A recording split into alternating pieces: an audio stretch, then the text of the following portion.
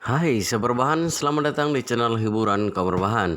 Admin akan membacakan kelanjutan sebuah cerita novel yang sangat seru, yang sangat menarik, yang sangat menghibur, yang sangat layak untuk diikuti dari awal hingga akhir. Sebuah cerita novel yang berjudul The Story of Yi-Chen. Tetapi sebelum melanjutkannya, pastikan kalian sudah subscribe channel ini dan aktifkan lonceng notifikasinya agar tidak ketinggalan jika admin upload video terbaru. Jika kalian menyukai cerita seperti ini, jangan lupa like, jika berkenan share juga ke teman-teman lainnya, agar teman-teman lainnya juga mendapatkan informasi dan hiburan di channel ini. Baik, kita lanjutkan di part ke-568 bertepatan dengan bab ke 2840. Duhai King yang mendengar hal ini berkata seolah-olah sedang memikirkan sesuatu. Berdasarkan analisamu, bisa dipastikan 99% gadis itu datang ke Jinling karena Yi-Chen. Sujiyu langsung merasa panik. Aku kira istri dermawan adalah pesaing terbesarku, tapi siapa yang menyangka akan ada Gyukuyi yang begitu terkenal di seluruh dunia. Selain itu, keunggulan Gyukuyi jauh lebih besar daripada aku. Selain itu, keluarga Gu dan keluarga Yi adalah teman. Gyukuyi dan Yi Chen telah melakukan janji pernikahan sejak lama. Jika dibandingkan dengan mereka, aku sama sekali tidak punya keunggulan. Melihat ekspresi Sujiyu yang terlihat kalah, Duhai King pun berusaha menenangkannya. Jiyu, kamu jangan berpikir terlalu jauh. Perasaan tidak diukur dari seberapa banyaknya keunggulan. Ada orang yang belum tentu menang dengan kartu yang bagus, tapi ada tapi ada beberapa orang yang bisa menang sampai akhir dengan kartu yang buruk. Sujiyu mengangguk pelan. Dia sudah menebak bahwa pria seperti Yi Chen akan sangat terkenal di kalangan wanita. Jadi setelah berpikir lagi, dia merasa Gyukuyi bukan masalah besar. Saat ini, Duhai King memikirkan sesuatu dan bertanya kepada Sujiyu. Jiyu, kapan konser Nona Gu diadakan? Sujiyu menjawab, 3 hari lagi. Duhai King berpikir sesaat dan kemudian berkata, 3 hari lagi? Berdasarkan kalender tradisional itu adalah festival Long Tai Tao. Sujiyu menggelengkan kepalanya. Aku tidak tahu. Aku biasanya tidak begitu memperhatikan kalender tradisional. Duhai King mengeluarkan ponsel, melihatnya dan berkata dengan yakin, benar, itu adalah hari festival Long Tai Tao. Pantas saja dia memilih hari itu untuk mengadakan konser di Jinling. Sujiyu bertanya terkejut, Ibu, apakah ada sesuatu yang spesial pada hari festival Long Tai Tao? Duhai King berkata dengan serius, hari itu yaitu saat festival Long Tai Tao adalah hari ulang tahun Yi Chen. Sujiyu bahkan semakin kebingungan. Ibu, bagaimana ibu bisa tahu ulang tahunnya? Duhai King tersenyum pahit sambil berkata, ketika kamu benar-benar mencintai seseorang, kamu akan secara tidak sadar memperhatikan semuanya tentang dia, bahkan memperhatikan informasi yang terkait dengannya. Aku sudah mencintai Chang Ying selama bertahun-tahun, bagaimana mungkin aku tidak tahu hari ulang tahun anaknya? Melihat ekspresi ibunya, Sujiyu menghela napas sedikit. Dia lekas-lekas memegang lembut tangan ibunya, tersenyum, dan kemudian berkata, Ibu, sebuah kehormatan bagi Paman Yi bisa memiliki wanita yang sangat mencintainya. Duhai King tersenyum dan berkata, sudah, jangan membicarakan soal ini. Ibu akan membawamu ke dalam untuk melihat kamar mana yang kamu suka. Sujiyu tersenyum dan berkata, aku ingin kamar yang pernah ditempati oleh dermawan. Tempat pada saat ini di Hotel Buckingham Palace. Setelah menemui Sujiyu dan berbicara kepada Gyukuyi di telepon, Yi Chen tidak cepat-cepat pergi. Sebaliknya, demi kesopanan, dia menyuruh orang memanggilkan itu Yuhiko. Yi Chen ingin menemuinya.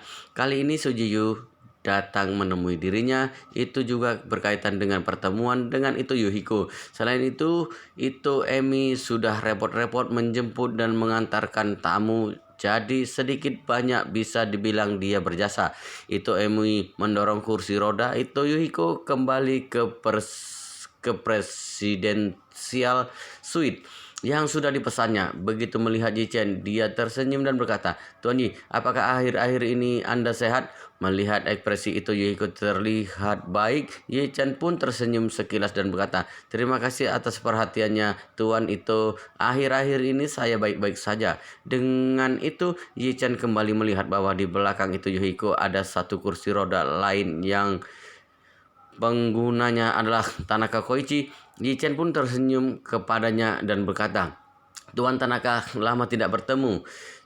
sebagai bawahan yang paling setia dan terpercaya dari Ito Yohiko. Meskipun Tanaka Koichi sudah mengamputasi kakinya, tapi dia masih tetap bawahan terpercaya dari Ito Yohiko. Ito Yohiko sangat berterima kasih atas kebaikan Tanaka Koichi yang sudah menyelamatkannya. Jadi meskipun Tanaka Koichi sudah lumpuh, Ito Yohiko masih mengajaknya kemana saja dia pergi. Hal itu menimbulkan kesan bahwa majikan dan bawahan sudah menjadi seperti saudara sendiri sejak lama. Segera setelah Tanaka Koichi melihat Ji-chan yang berinisiatif menyapa dirinya, dia langsung merasa tersanjung dan berkata, "Halo Tuan Yi, lama tidak bertemu. Saya tidak menyangka Anda masih mengingat saya." Yi-chan berkata sambil tersenyum, "Ingatanku tidak seburuk itu. Bagaimana mungkin aku tidak mengingatmu?"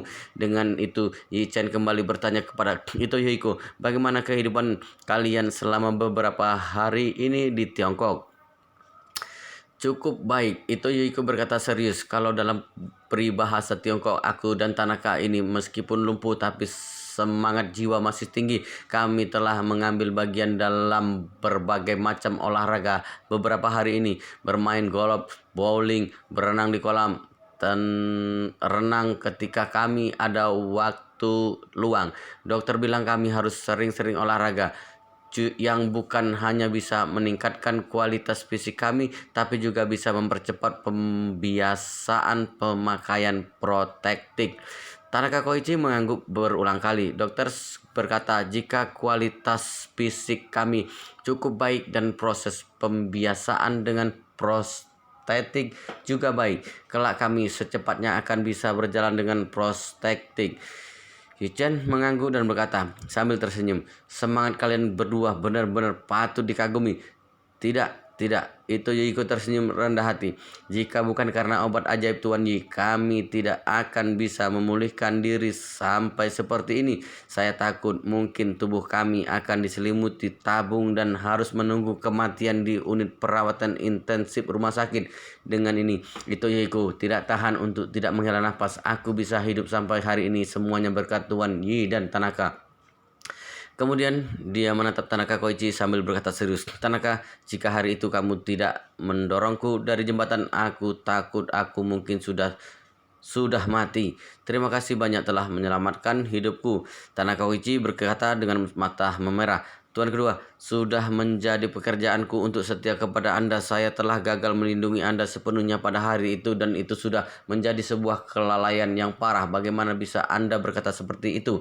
Dengan itu Tanaka Koichi terseduh-seduh lagi. "Saya telah menjadi orang cacat. Anda bukan hanya tidak membenci saya tapi juga mengeluarkan banyak uang untuk merawat dan membantu saya sembuh. Saya tidak akan pernah melupakan kebaikan Anda." Ito Yohiko menghela napas dan berkata, "Kamu dan aku sama-sama melewati hal berbahaya bersama pada saat-saat ini. Tentu saja aku tidak akan meninggalkanmu." Setelah mengatakan itu, dia menatap Yi-chan dan berkata dengan penuh emosi, "Tuan Yi, suasana hati Tanaka selalu murung sejak diamputasi dan tunangannya mengabaikannya. Pada suatu masa dia benar-benar putus asa. Mohon Tuan Yi untuk memberikan sedikit pencerahan baginya. Anda adalah orang yang paling dikagumi Tanaka. Ucapan Anda pasti bisa lebih berguna daripada ucapan saya." Tanaka Koichi cepat-cepat berkata, "Tuan Ketua, Anda adalah orang yang paling saya hormati. Kata-kata Anda merupakan panutan bagi saya. Saya tidak berani tidak menurutinya, tapi kecelakaan itu benar-benar mengubah hidup saya. Beri saya sedikit waktu dan saya akan bisa keluar dari kemurungan ini." Yi-chan tersenyum dan berkata, "Tanaka, kehidupan masa depanmu masih panjang. Kamu harus tenang, pulihkan dirimu dengan baik, dan tunggu keajaiban terjadi."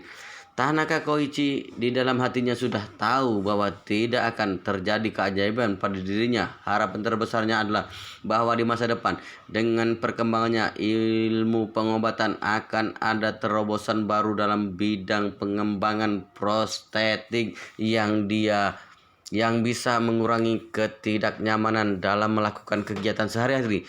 Perihal kedua kakinya yang sudah tidak ada, seumur hidup mustahil bisa dikembalikan lagi. Namun Yi-chan memandang Ito Yohiko saat ini dan kemudian berkata dengan senyuman yang tidak bisa dipahami, Tuan harus bersemangat juga. Keajaiban akan datang pada akhirnya." Hati itu Yoiko tersentak sedikit dan memandang Yichen seperti habis tersengat listrik. Pria itu pun langsung bertanya, Tuan Yi, apakah Anda punya cara? Yichen tersenyum, meskipun saat ini masih belum jelas, tapi akan ada kesempatan di masa depan. Di dalam kitab 9 misteri ada obat mujarab yang bisa meregenerasi anggota tubuh yang terputus. Hanya saja tingkat obat ini berada jauh di atas pil permajaan, bahkan lebih tinggi lagi dari pil P Yuan yang akan dia murnikan setelah ini. Dulu Yichen merasa dia sama sekali tidak punya kesempatan untuk menyempurnakan obat tingkat tinggi seperti ini karena dirinya takut tidak bisa memenuhi semua bahan-bahan untuk membuat obat. Pun tenaga spiritual yang dibutuhkan untuk memurnikan obat tersebut. Semakin tinggi level sebuah obat, semakin tinggi pula tingkat konsumsi tenaga spiritualnya.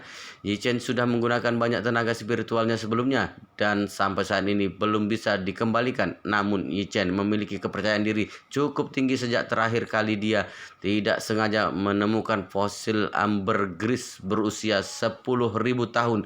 Selama bisa menggunakan fosil ambergris untuk memurnikan pil P Yuan, tenaga spiritual akan bisa kembali terisi ulang dan bahkan bisa meningkat. Kalau sudah demikian, kekuatan Yichen bukan hanya akan meningkat banyak, selain itu dia juga bisa mencoba pil dengan level yang lebih tinggi. Mungkin saja Yichen bisa memurnikan pil untuk regenerasi demi menyembuhkan anggota tubuh yang terputus. Jika demikian, bukan hanya itu Yuhiko dan Tanaka Koichi yang bisa disembuhkan, tapi ibunya Suroli dan He Yingxiu juga. Pernyataan Yichen yang berkata bahwa di masa depan akan ada kesempatan benar-benar membuat itu Yuhiko sangat bersemangat. Meskipun dia tahu bahwa teknologi modern sudah maju sekali, tetap mustahil untuk meregenerasi kaki yang patah. Terlebih lagi, teknologi modern masih belum bisa menjamin pemulihan sel 100%. Itulah mengapa bekas luka akan ada pada luka tersebut dan tidak dapat tumbuh kembali seperti sebelum cedera. Satu luka ringan di pergelangan tangan saja bekas lukanya bisa menemanimu seumur hidup. Jadi bagaimana mungkin kaki yang sudah diamputasi bisa tumbuh lagi? Jangankan kedua kaki bisa tumbuh tepat setelah amputasi kaki, dua bekas luka berbentuk mangkuk di pangkal paha tidak bisa menyatu dengan bagian kulit lainnya di tubuh. Setelah melepaskan prostetik setiap malam itu, Yuhiko melihat dua luka besar berwarna merah di pangkal pahanya dan dia benar-benar jijik serta mual.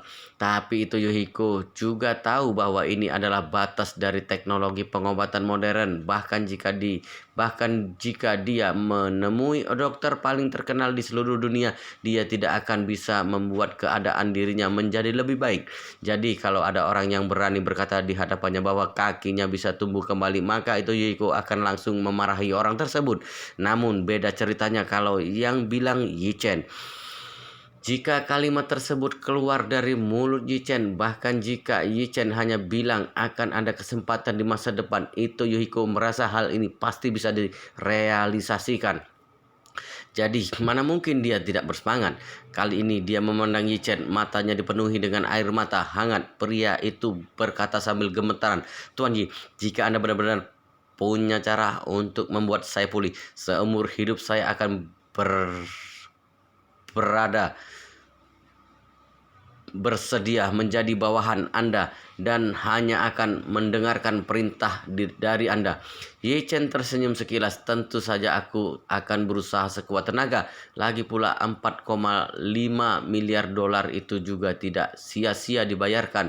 Hanya saja Tuan itu tolong jangan menyalahkanku terlebih dahulu. Setelah mendengarkan ini, itu Yuhiko tertawa dan berkata, waktu itu saya membenci Tuan Yi karena uang 4,5 miliar dolar tersebut. Tapi sepertinya sekarang uang itu benar-benar sangat sepadan. Sejujurnya itu Yuhiko selalu memikirkan tentang uang 4,5 miliar dolar itu. Sebelumnya ada kebencian yang sangat mendalam ketika Bali. Yi Chen menyelamatkan dirinya. Anak perempuannya juga memperjelas bahwa dirinya jatuh cinta dengan pria ini. Hati itu Yiko pun menjadi jauh lebih rileks. Tapi sama seperti menerima fakta bahwa kedua kakinya sudah diamputasi, meskipun di dalam hati sudah berusaha sekuat tenaga untuk menerima, tapi ketika memikirkannya rasanya sama seperti ketika melihat luka karena amputasi di kakinya. Benar-benar tidak nyaman.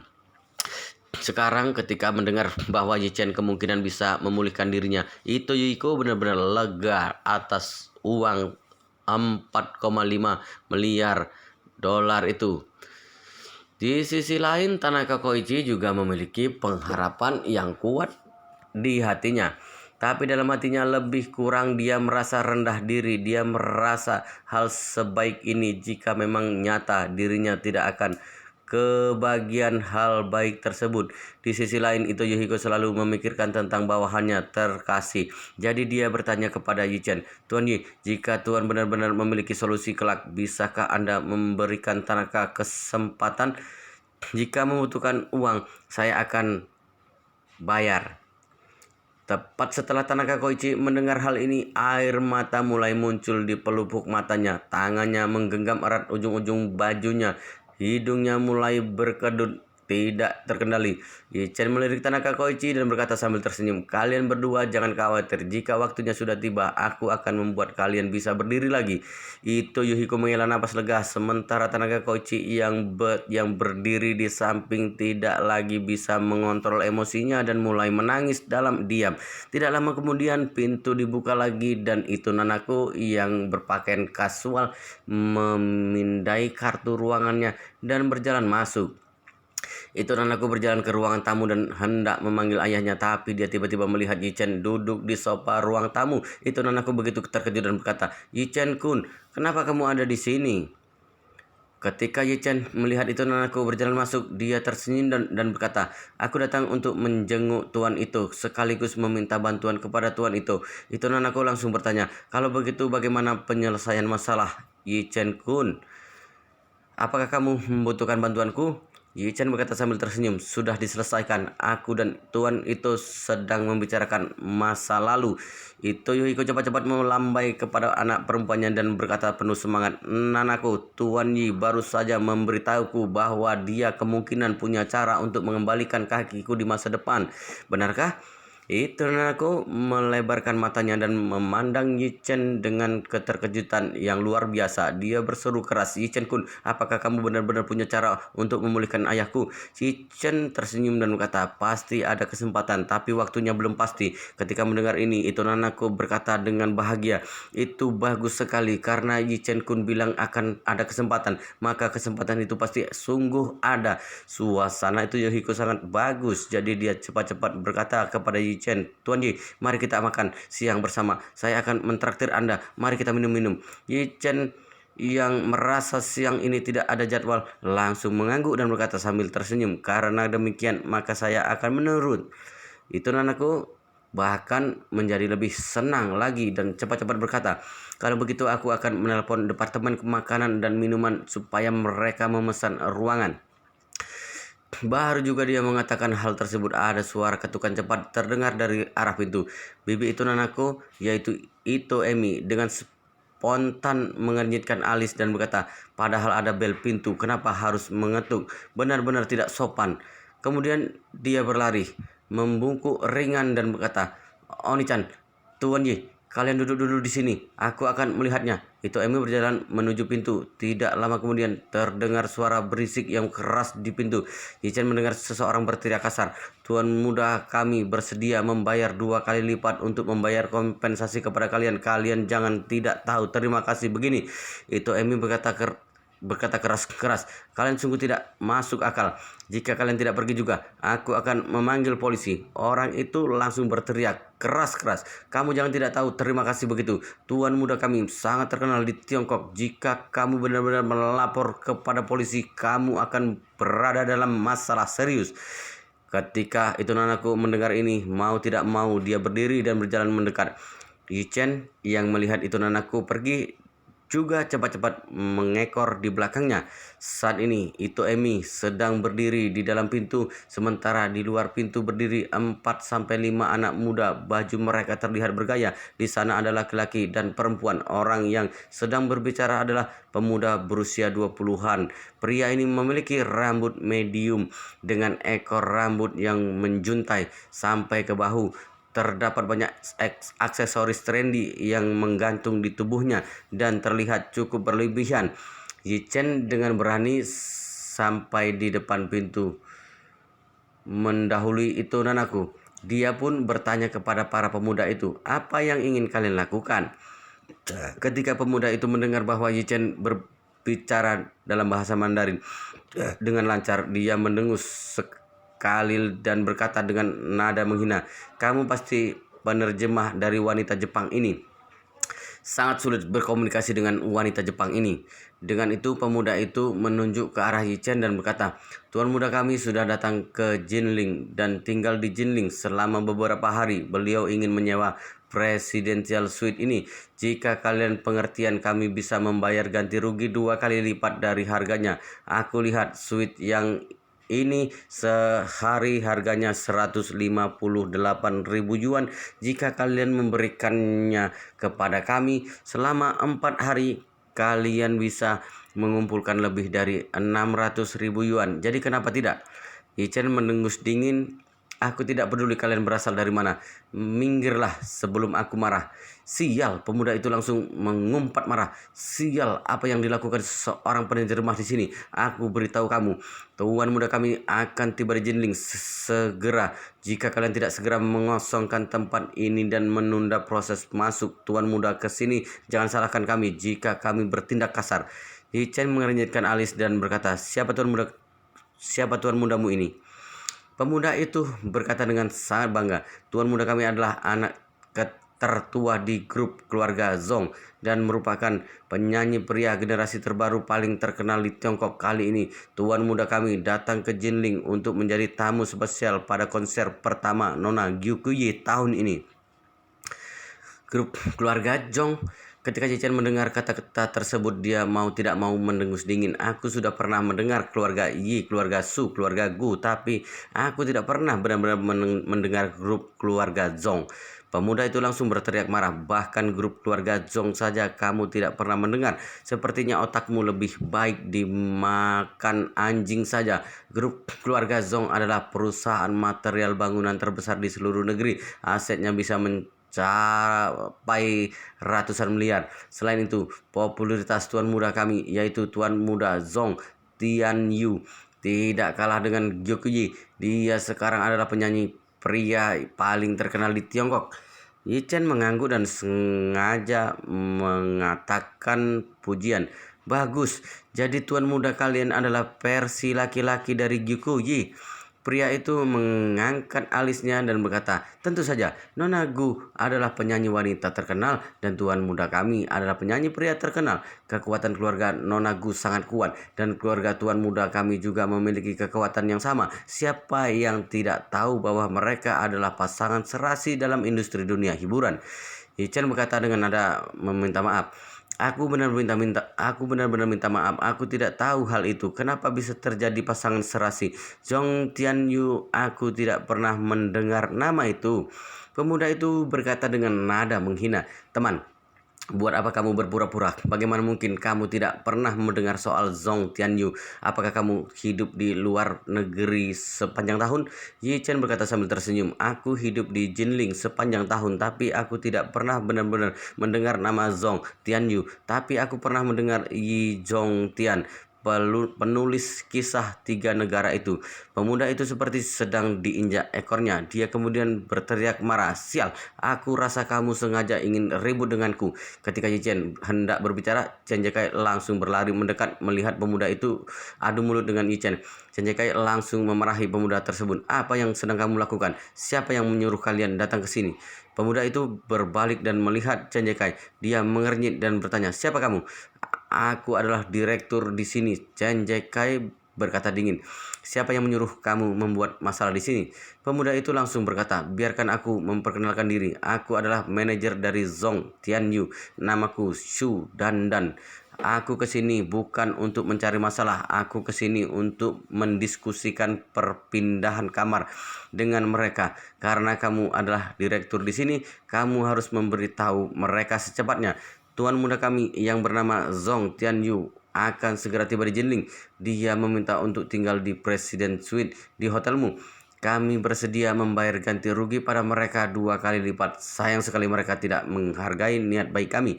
Begitu Chen Jiekai mendengar pemuda ini sangat kasar, dia langsung tahu bahwa dia telah menyinggung Yi Chen. Begitu marahnya Chen Jiekai sampai dia langsung memanggil satpam untuk mengusir orang-orang itu keluar. Namun kali ini Yi Chen bertanya terlebih dahulu, "Tuan Chen, apa latar belakang Zhong Tianyu ini?" Chen Jiekai cepat-cepat berkata, Tuan Yi, Zhong Tianyu adalah anak satu-satunya dari Zhong Zhengtao, yaitu bos grup keluarga Zhong. Entah dari universitas mana dia belajar musik selama beberapa tahun ini. Kemudian dia berpura-pura menjadi jenius musik yang kreatif. Keluarganya menghabiskan ratusan juta untuk dirinya setiap tahun sampai 4 atau 5 tahun kemudian hal tersebut tidak kunjung membuatnya populer. Dia pergi ke Korea 2 tahun lalu dan baru populer setelah melakukan operasi plastik. Setelah Su Dandan mendengar ucapan Chen Jiekai, dia langsung marah dan berteriak, "Jangan berbicara omong kosong. Tuan muda kami tidak pernah melakukan operasi plastik. Media yang merumorkan tentang operasi plastik. Tuan muda telah kami tuntut. Kamu adalah direktur hotel ini. Jika kamu mengatakan hal tidak bertanggung jawab seperti ini lagi, kami akan menuntut hotelmu."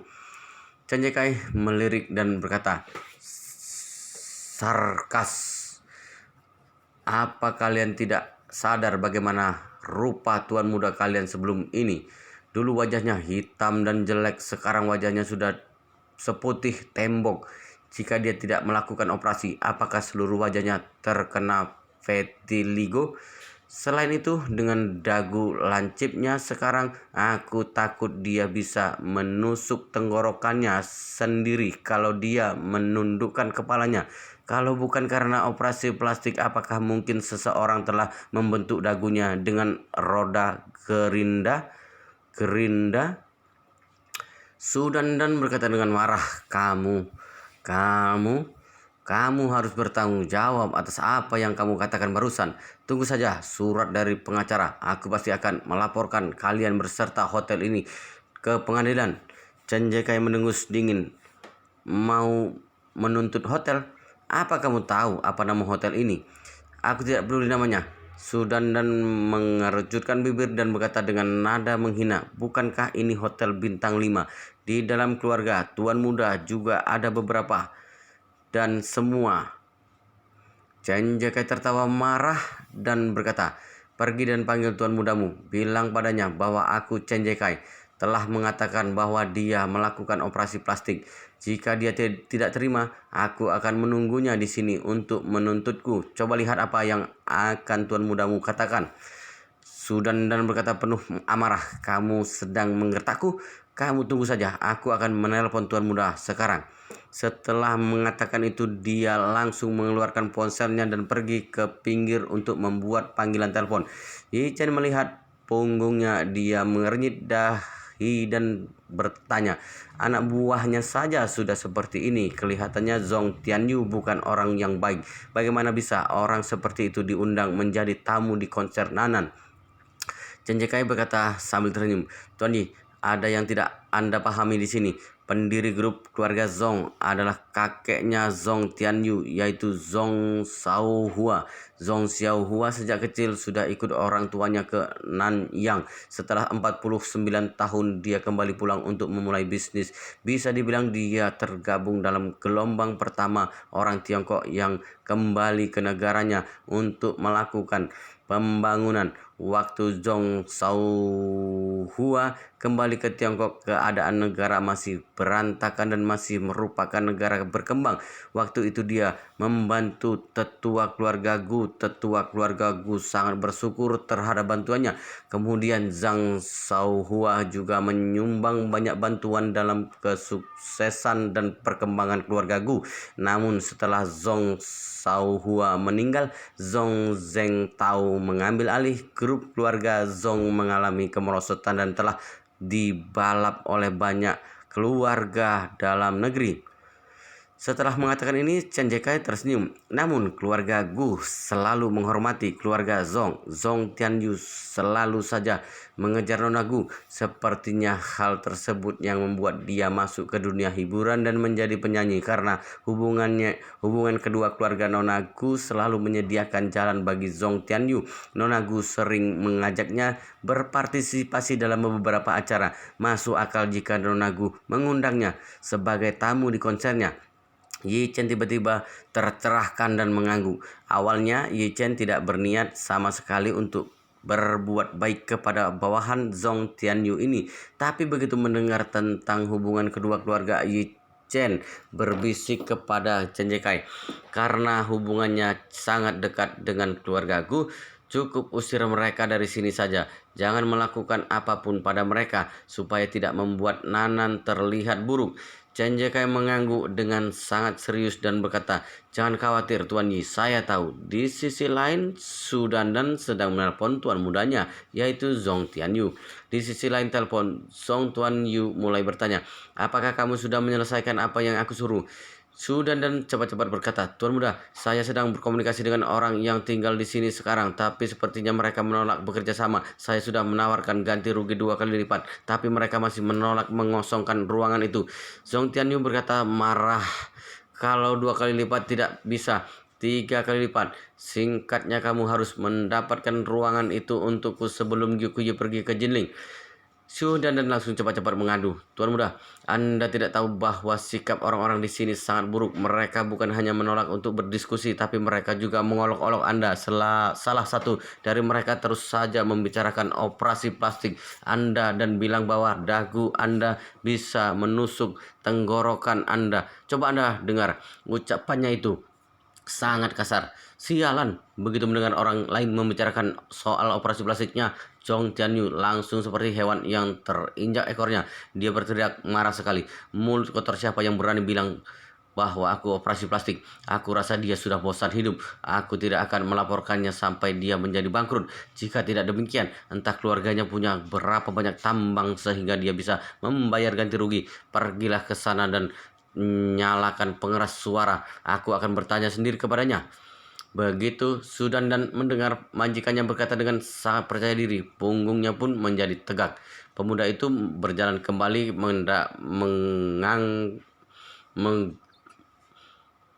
memegang ponselnya tinggi-tinggi di tangannya dan berkata dengan Chen Jekai, "Tuan muda ingin menanyakan sesuatu denganmu secara pribadi." Chen Jekai mengernyit dahi dengan jijik.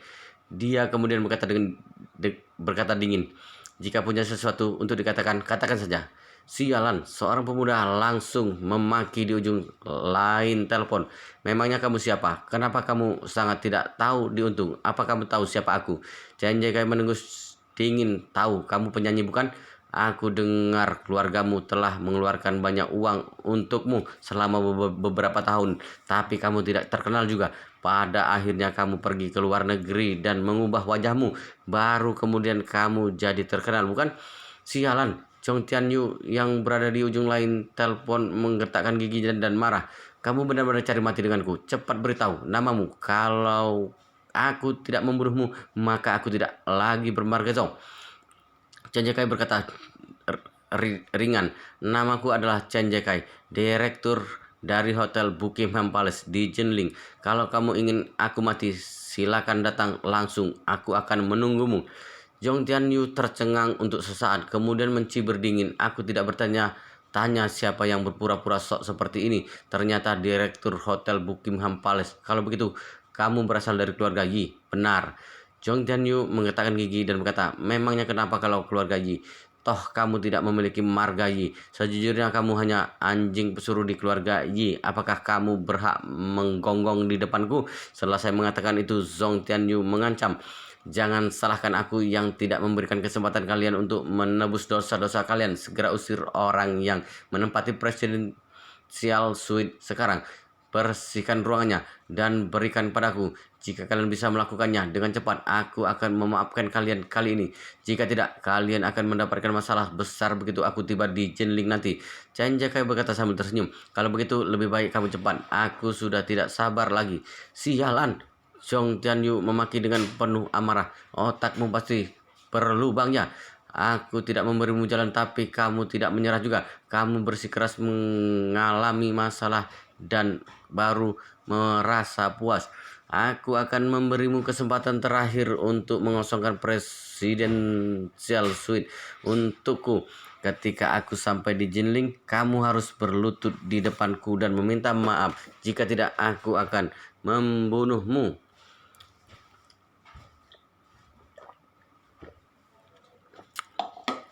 Yi Chen yang mendengarkan dia di sebelah mengernyitkan alis dan berkata, Tuan Chen, jangan bicara omong kosong dengan orang bodoh sepertinya. Tutup teleponnya.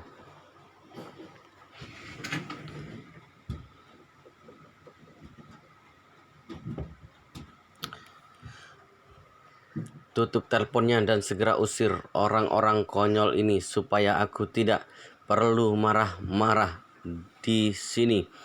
Chen Jakai mengangguk, merebut ponsel Su Dandan dan hendak mengakhiri panggilan. Zhong Tianyu yang berada di sisi lain telepon langsung memaki-maki dan berteriak, "Dari mana kamu berasal, bajingan kecil? Aku menyadari bahwa orang-orang Jinling begitu sombong beraninya membual di hadapanku. Kelihatannya kalau aku tidak memberikan pelajaran pada kalian, kalian tidak akan memandang tinggi orang-orang besar yang berasal dari luar."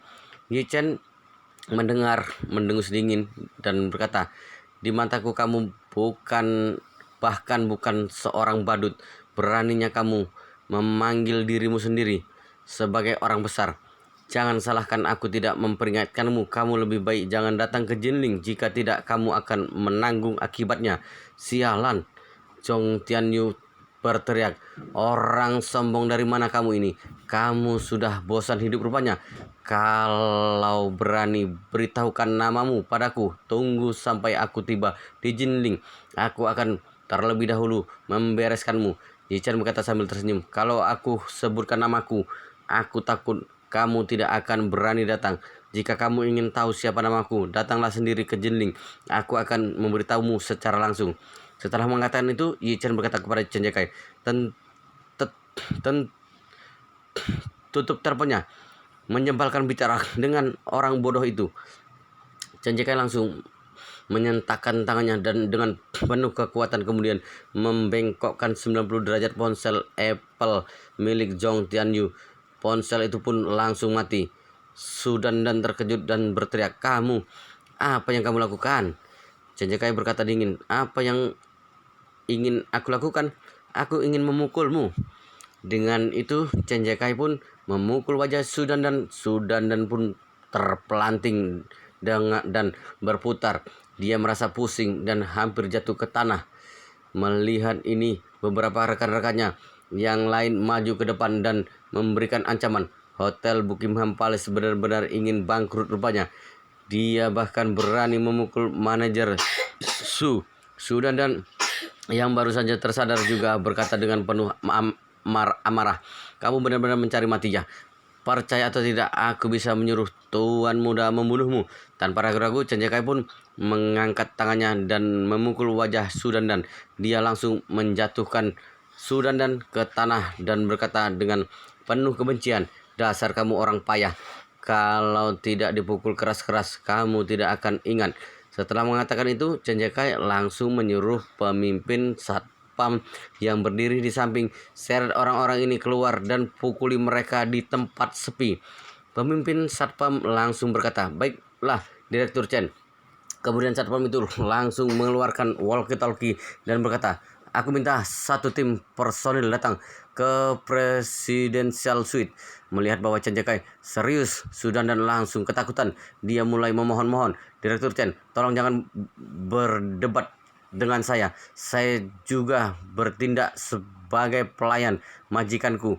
Bilang dia ingin Presidential Suite.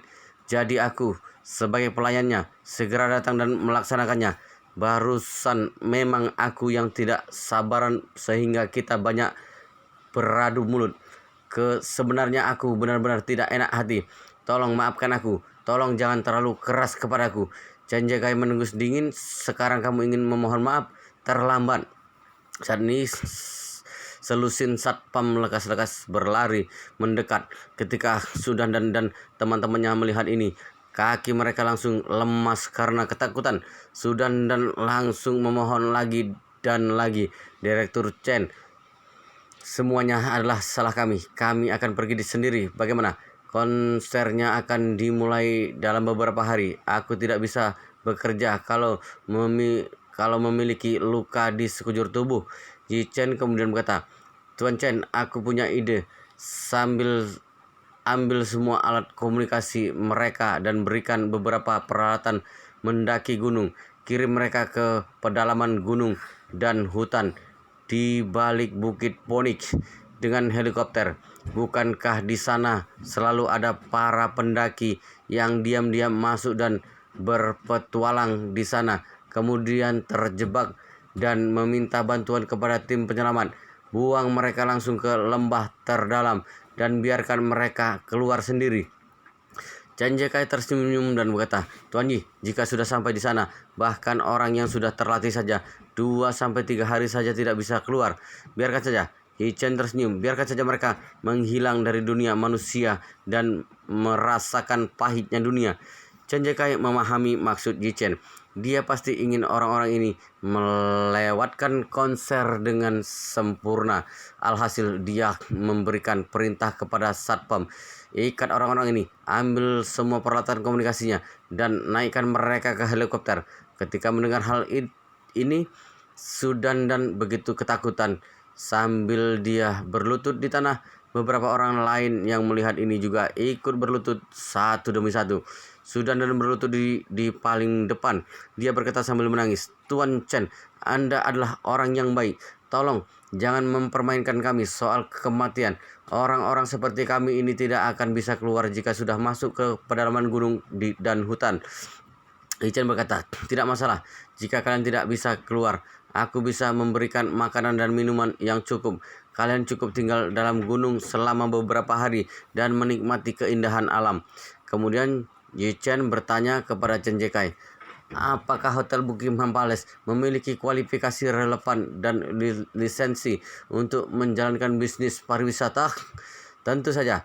Chen Jekai cepat-cepat berkata, Hotel Buckingham Palace memiliki berbagai kualifikasi kepariwisataan. Yi Chen berkata sambil tersenyum, itu sangat bagus. Sekarang akan diluncurkan kegiatan bernama petualangan di pedalaman gunung untuk bertahan hidup di alam liar. Keutamaannya, kegiatan ini adalah merasakan pengalaman bertahan hidup di alam liar. Penyelenggaraannya adalah Hotel Buckingham Palace. Beberapa orang yang datang dari jauh ini cukup beruntung menjadi tamu pertama yang beruntung dalam kegiatan bertahan di alam liar. Mereka mendapatkan kesempatan gratis untuk mengalami hal ini. Chen Jekai langsung tersenyum, paham dan berkata, kalau begitu aku harus segera menyuruh pengacara untuk cepat-cepat membuat kontrak perjalanan, kemudian menyuruh mereka menandatanganinya. Benar, Yi Chen berkata sambil tersenyum. Kita harus memastikan mereka bersedia untuk berpartisipasi. Jaga-jaga bila ada kecelakaan, mereka akan menanggung semua konsekuensinya sendiri. Kemudian suruh mereka tanda tangan serta membubuhkan cap jari. Saya mengerti. Chen Jekai mengangguk bersemangat melihat Sudan dan beberapa orang lainnya ketakutan dan melolong. Dia langsung menyuruh sang pemimpin satpam, butuh waktu beberapa saat bagi pengacara untuk menyusun kontraknya. Jangan diam saja di sini. Cepat bawa orang-orang ini ke lantai atas dan pukuli mereka. Setelah dipukuli, tunggu sampai helikopternya datang. Usai berbicara, usai pengacara menyelesaikan kontraknya dan mereka selesai menandatanganinya, langsung kirim mereka pergi. Di belakang pemakaman Bukit Phoenix terdapat barisan pegunungan yang membentang hampir 100 km.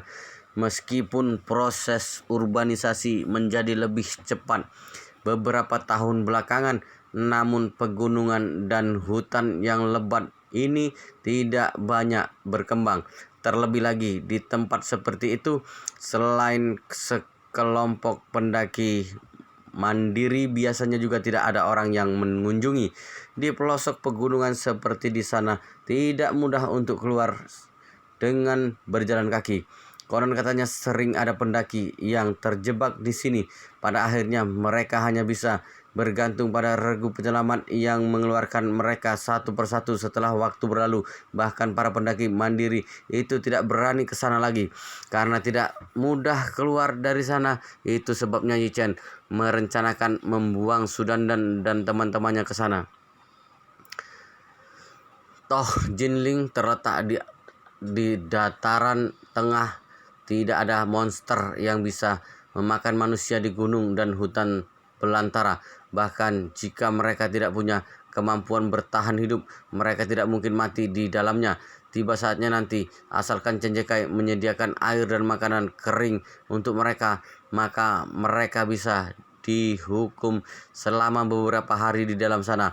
Tiba saatnya nanti mereka tidak akan memiliki alat komunikasi, jadi mereka bisa merasakan pengalaman yang bernama kesulitan dan tanpa bantuan.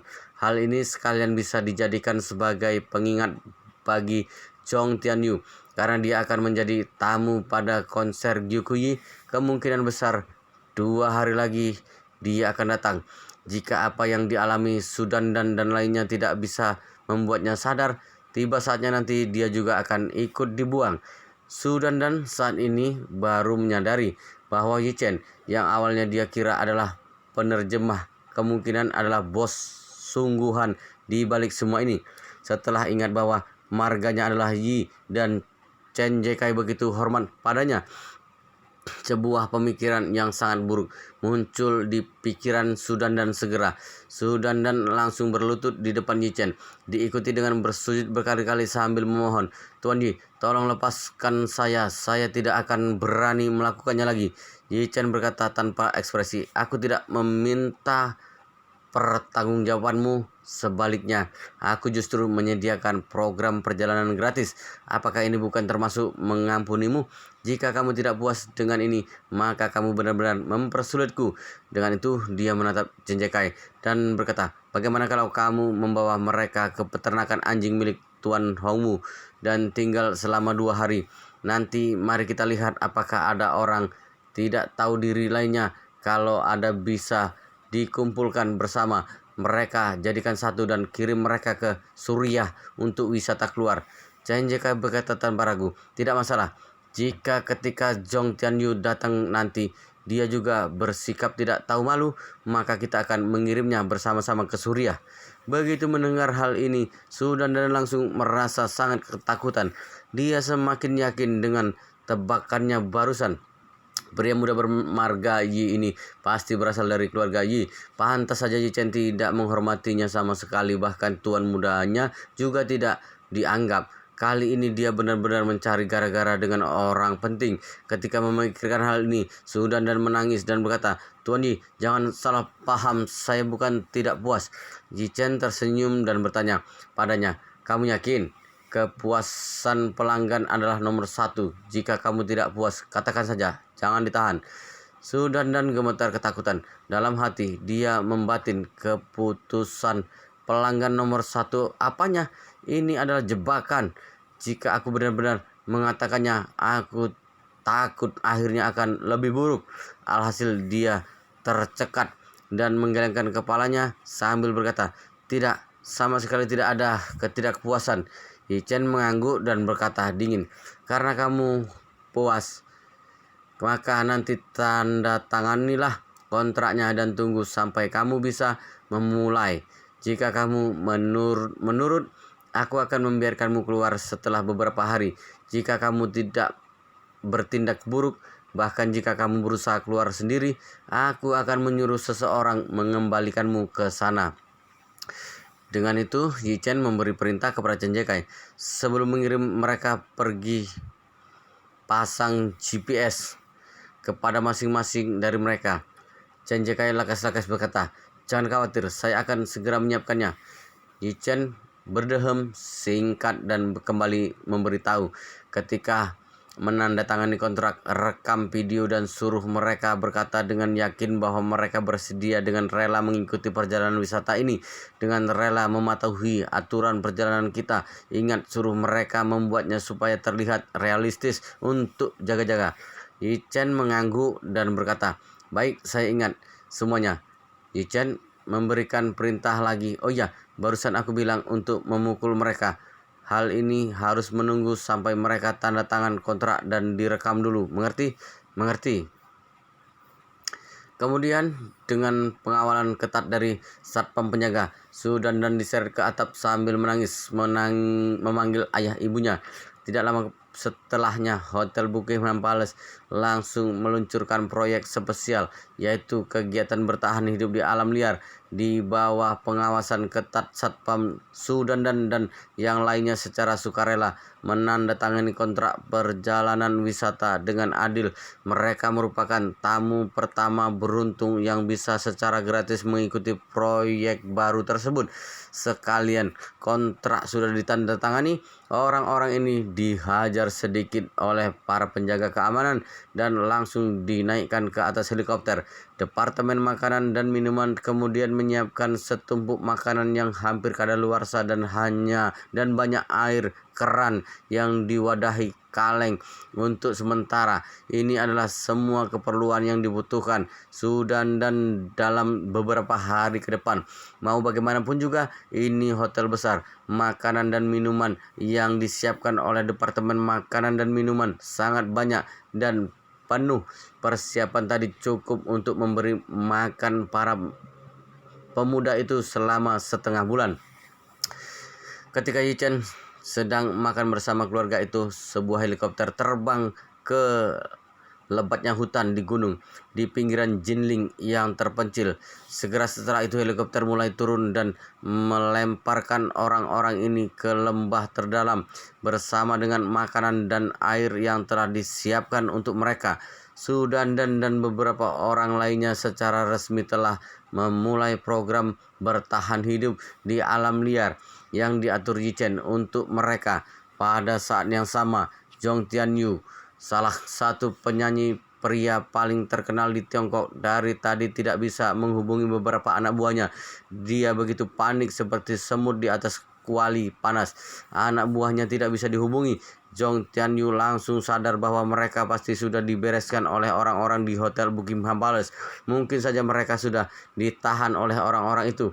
Ditahannya para anak buahnya bukan sesuatu yang penting bagi Zhong Tianyu. Yang paling penting adalah penampilannya besok lusa. Semua hal yang berkaitan dengan penampilannya dipegang oleh Su Dandan. Su Dandan adalah orang yang mengatur jadwal perjalanannya, akomodasi, dan kostumnya.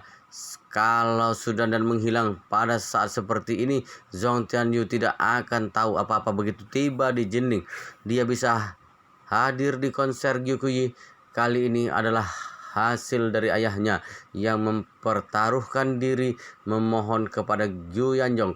Barulah kemudian Gu Kyuyi setuju. Kali ini Zhong Tianyu bukan hanya ingin memanfaatkan kepopulernya Gu Kyuyi untuk menaikkan pamor dan pengaruhnya ke tingkat yang lebih tinggi, tapi dia juga berharap melalui kerjasama tur konser ini dirinya dapat menunjukkan lebih banyak penampilan di depan Gyukuyi. Zhong Tianyu telah diam-diam jatuh cinta kepada Gyukuyi selama bertahun-tahun. Dia selalu bermimpi bisa menikah dan menjadikan Gyukuyi sebagai istrinya. Terlebih lagi, kekuatan keluarga Gu semakin kuat saja setelah Gyu Yanjong sembuh dari penyakit seriusnya. Pengaruhnya di keluarga Gu semakin hebat saja. Kekuatannya berada di puncak tertinggi. Jika Zhong Tianyu menikah dengan Gyukuyi sekarang, bebannya bisa berkurang selama beberapa bulan tahun ke depan. Beberapa puluh tahun ke depan. Meskipun kekuatan keluarga Zhong juga lumayan bagus, tapi masih kurang jika dibandingkan dengan keluarga Gu. Tapi yang membuat pusing adalah tetua di keluarga Zhong yang juga merupakan kakek Zhong Tianyu telah kembali dari Nanyang pada tahun itu. Selain itu, dia tidak masuk menjadi kewarganegaraan Tiongkok. Selama hidupnya, dia selalu menampilkan kesan cerdas dan romantis. Dia punya 4 istri, ditambah dengan istri pertama semuanya ada 5 istri. 5 istri itu melahirkan 21 anak untuknya. Ayah Zhong Tianyu hanya satu dari 21 orang tersebut. Meskipun Zhong Tianyu selalu menjadi anak dan cucu kesayangannya, tapi properti keluarga yang benar-benar bisa Zhong Tianyu kuasai sudah berkurang banyak. Hal tersebut benar-benar tidak ada bandingannya dengan Gu Kuyi. Sebab mau bagaimana juga ayahnya Gu Kuyi, yaitu Gu Yanzhong, memegang setengah dari aset keluarga Gu. Tidak ada keraguan bahwa setengah dari aset ini akan menjadi milik Gu Kuyi di masa depan. Itu sebabnya Zhong Tianyu sangat antusias supaya bisa menangkap Gu Kuyi dalam genggamannya. Bahkan bisa dibilang Zhong Tianyu telah sejak lama menjadikan Gu Kuyi tujuan akhir dalam hidupnya. Selama dia bisa menikah dengan Gu Kuyi, dia tidak akan kesulitan sepanjang hidupnya.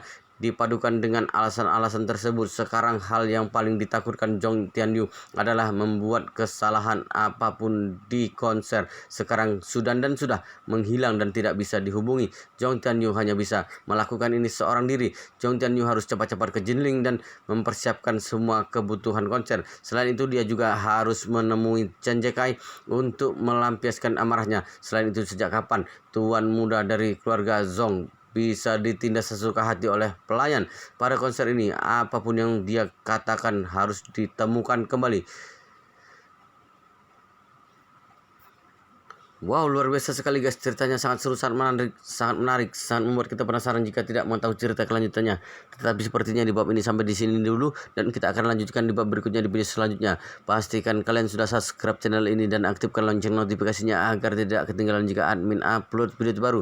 Jika kalian menyukai cerita seperti ini, jangan lupa like, jika berkenan share juga ke teman-teman lainnya agar teman-teman lainnya juga mendapatkan informasi dan hiburan di channel ini. Baik, kita lanjutkan di bab berikutnya di video selanjutnya.